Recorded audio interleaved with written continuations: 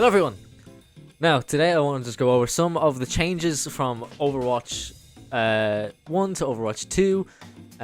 Certain things that I missed and I would like to come back, and certain things, I would like to take on. Now, a lot did change. I say a lot. A good few things changed from Overwatch 1 into Overwatch 2. And I just want to go over some of the things that I enjoy that have changed now since the game has been out. The game has been out 4 months now, I think. Maybe. Yeah, the game has been out 3 or 4 months now, and I just want to go over the things that I'm sure a lot of people are also wanting to come back and have been wanting to come back since the game came out. I'll start with everything I missed first, and everything I don't miss I'll do after. So the first thing I want to go over that I miss is I miss the old competitive system. Yeah, granted it wasn't perfect, but in my opinion it is better than the one we have now. Also, for the record, this is all my own opinion, so don't start riots. Yeah, I felt the old Overwatch 1 competitive system was much better than the one we have now, because the one we have now I feel isn't rewarding enough. I don't like the whole 7 wins aspect. I much preferred seeing my SR go up or go down. As soul crushing as it was to see it go down, it felt good to see it go up, and it felt good to know that you were actually progressing. It's a bit strange with this one because you can go in, win 5 games, and then lose 4, win 1, win another, and you stay the same rank, and you kind of just feel scuffed, and then you have to go do it all again. So I feel like the old competitive system was much better, and I'm hoping they fix it now for the end of this season. But with the rewards, I hope we get competitive points for each of our tiers, and not just the highest one we have overall, because it still says that in game.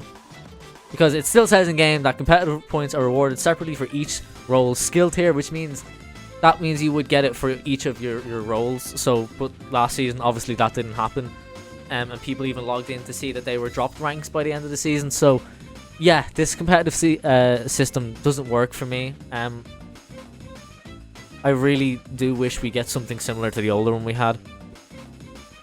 Another thing that I do miss is I missed the post-match cards. It felt fun to get in and see how everyone did, enemy team or your team, and vote for people who did the best. It was fun, it was a fun little neat concept, and I do miss that. I miss the end of the game giving you these stats, and it can be like a good feeling if you get like 5 upvotes on your card. It makes people feel better about themselves. But now when you end the game, it slaps you straight into the battle pass. So it all comes back to that they're just trying to push their monetization above everything else, and there seems to be a real lack of care. I missed the find group button. It actually used to be a nice little feature. It could be a really good feature for the game now. With the battle pass. Maybe you go and you want to look for a group, so you get extra XP for your battle pass. It gives people more of an incentive to group up with people and find the game so they can earn more XP for their battle pass. Gives people more incentive to grind it out. It's real confusing. And then the personal post-match stats, you'd get in, you'd see how well you did at the end of the game. You would know how much damage you did. You'd know if you went up a new career average. It'd be a nice little thing to see how well you did at the end of the game, instead of just slapping you straight into the battle pass after the play of the game. I don't like that the on fire mechanic. I'm gonna group all this into this bit. I don't like how the leveling, the portraits, and the on fire systems are gone.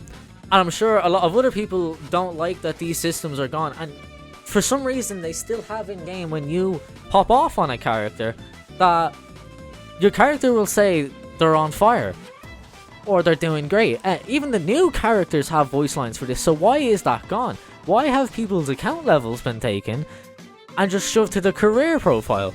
That used to be a big thing for some people. People who would reach diamond portraits and stuff. That was a big thing for them. It showed how much, dedication and time they put into the game. And I never got too high. I got to a silver border prestige 3, but I would still like to have that shown because it's a thing I cared about, and I feel like it also shows for people how long they've been playing the game and how much. It's kind of like your rank, having your rank displayed on your border during competitive. It shows, where, like, that you have experience playing the game, and you know, even if your rank's not too high, it does show that you've been playing the game for a while. So I feel like people like that. People care about that. I care about that personally. I care about my border. I want my border back. You know, it's like one of the main things I want back. I want my border back. The new one's just not fun to look at. It's just a little thin blue line. It's just not fun to look at. I want my old border back. I miss it. I miss having my little border, and the leveling system was good. It felt nice.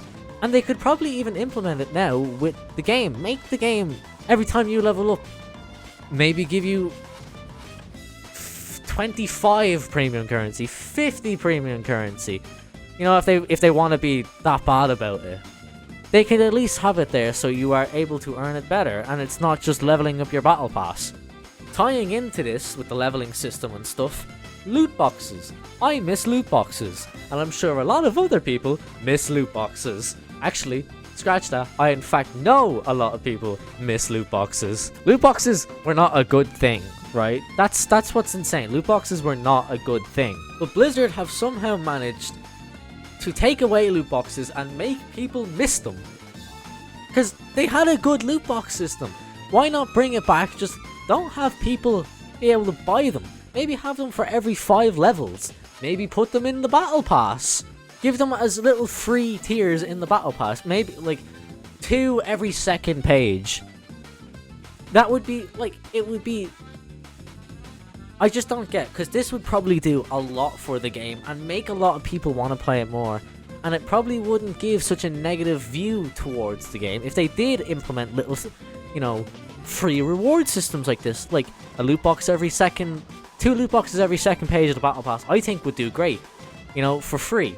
What I also I miss is the amount of care and effort they put into seasonal events. Looking back at all the events that we've gotten so far, we got max 2 skins for Halloween, and we were given old Overwatch 1 skins. For new players, that doesn't look like that, but for players who were playing, it is just old Overwatch 1 skins that they probably already have.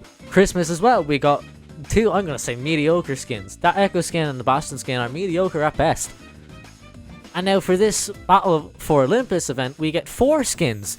But I think we only get 4 skins because we have a Greek-themed Battle Pass, and, you know, some of those skins were taken from the Battle Pass to be used in the shop for the event to make it seem like, oh, we've got so much content for the event. And even now, in-game, as of recording this, they aren't even advertising the event anymore. If you logged into the game now, you wouldn't have a clue that there is an event going on because they're not even advertising the event. They are just advertising the skins in the shop. That's all they're doing. If you logged in, you wouldn't know that Battle for Olympus game mode is there. The other thing last thing I want to say that I miss having, like, not having paywalls or grind walls behind anything, and I miss not having a battle pass. I think I'm saying that right. Yeah, I miss not having a battle pass. I don't like having a battle pass.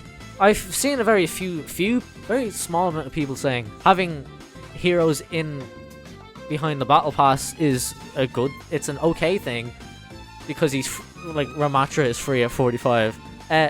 No, fucking idiot. We used to get these heroes for free, and if you're gonna sit there and say, "Oh, the game is free, you have to make money somehow," no, that's like because they have this system. If a hero is becoming meta that you don't have unlocked because it's locked behind a paywall that you don't want to pay, and you have to grind all the way to level 45 in the battle pass, that leaves you at a disadvantage. While not being directly pay to win, it is pay to win in some way.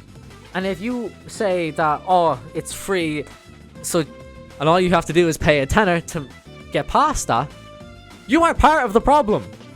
You are part of the problem. Ramatra or any new hero should not be locked for everyone when they come out in competitive. They shouldn't even be locked at the start of the season. It's the whole thing about people want to get in and play the new hero. They want to experience the new thing, but then you want to make people pay for it. There can be so much better monetization systems for the game. And I'm gonna say it that it's free to play Valorant and Fortnite players who don't have a problem with this because that's what they're used to. And not that there's a problem with that, but it's the fact that it's being favored over the people who dedicated so much time to the game, so much, you know, like, who put in hours for so long into the game and then are just being pushed to the side. That's really what it feels like. But, you know, enough of what I miss and what I don't like. I'm going to go on to what I do like. Gameplay-wise, I am loving the lack of stuns. It can feel a little unfair sometimes, and sometimes it feels like people's stuns shouldn't have been removed. But I'm really loving the lack of barriers and crowd control and stuns, and it's great. It leads to more fast and fun gameplay. You know, it opens up a lot of opportunities for characters. Another thing I'm actually I really like what they've done rework-wise. I love Orissa's rework. I know people personally who don't, and I think they're crazy. You know who you are if you're watching this video. I think it's great. I love Orissa's rework. I think it's so fun. She feels so much more tankier. She feels so much more fun to play, and I really enjoy playing Orisa. Bastion is a new one as well that I really like. I like how his gun feels. Yeah, it's not as fast, but it does feel nice to be able to have a hit scan weapon with Bastion. His turret's always just going to be what his turret was like. It's just going to be insane. His ult with the little buff, I think, feels much better. It feels much easier to get kills with. I'm still not the biggest fan of it, but it feels good now. Better than it did at launch anyway. You know, I like that Sombra is now an interrupt and not like a silence like Revenant is from Apex. It feels much better, and it doesn't leave you feeling helpless if you get jumped by a Sombra. I like that she can do it now while invisible, but like she can still be seen. So she can hack. If she gets a hack off, she can run off and piss off somewhere. It feels really nice, and I really do enjoy it, and I'm looking forward to more reworks, especially in the support category. I know Brigitte is rumored to get a new ult, so I'm really looking forward to that. I do like playing Brigitte. She is quite fun, in my opinion. I'm looking forward to seeing maybe a Mercy rework. I really do think we should get a Mercy rework. Another thing I'm liking that they're doing is heroes are fun. Now, that's not to say that heroes in Overwatch 1 weren't fun when they came out. They've just kept making it better. Ramatra he's so incredibly fun to play. He's such a well done character, and I love him so much. Junker Queen, I also took to Junker Queen very quickly. I loved Junker Queen. I thought she was really fun to get in with and just piss about with, and she seemed really fun, and the way her kit worked was really cool. Sojourn, I just kind of got fed up with her when she was at her peak, just dominating every single match, so I, kind of wasn't feeling her then, but I do think she is still pretty cool.